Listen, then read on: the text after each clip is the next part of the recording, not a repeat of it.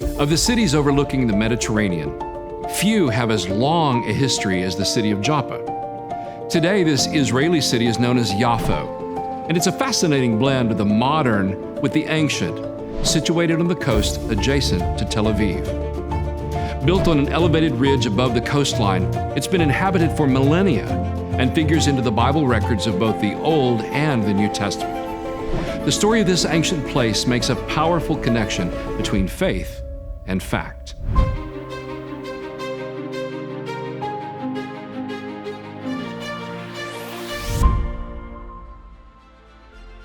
The port city of Joppa played a role in some of the most significant stories of the Bible. It's mentioned in the assignment of tribal territories after the Israelites conquered Canaan. When Solomon initiated the construction of the temple in Jerusalem, Hiram, the king of Tyre, pledged to provide the timber for construction. The timber was harvested from the forests of Lebanon, north of Israel, and then shipped down the coast and brought to the port at Joppa. From there, the timber was brought to Jerusalem. About 2 centuries later, Joppa rises again to view, but this time as a point of departure. The Lord had directed the prophet Jonah to travel to Nineveh, the capital of the Assyrian Empire, in order to preach to the residents and to seek their salvation. Jonah didn't want to do this. The Assyrians were a hostile threat to other nations, and the prophet didn't want them saved. So he traveled to Joppa, boarded a ship headed to Tarshish, a far western city on the shores of Spain. Another 200 years later, following the destruction of Jerusalem in 586 BC and the subsequent rebuilding decades later, we have something of a repeat story.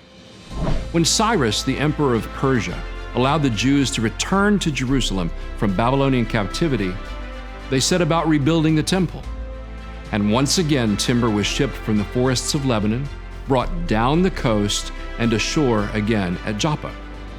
This was the construction of what is known as the Second Temple, the very one that Herod the Great would expand and where Jesus would worship and teach. But Joppa also plays a role in a significant event found in the New Testament.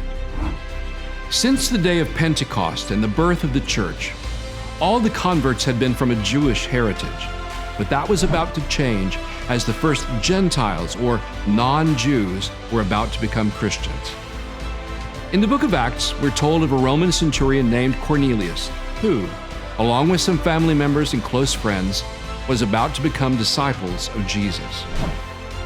Peter, the apostle, had gone to Joppa at the request of some Jewish Christians to raise back to life a Christian woman named Dorcas, or Tabitha, who had recently passed away.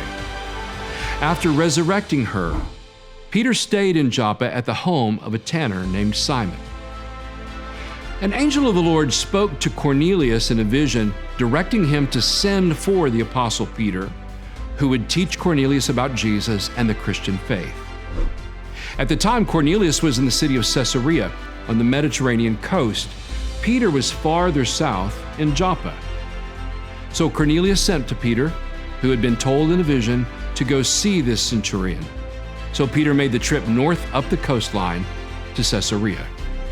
When Peter preached to Cornelius and the other Gentiles, they obeyed the gospel and were converted to Christianity. What a fascinating collection of Bible events associated with this ancient city. Steeped in antiquity, not only is it an engaging site for today's tourists, its location and its history serve a powerful connection between faith and fact here in the land of the Bible.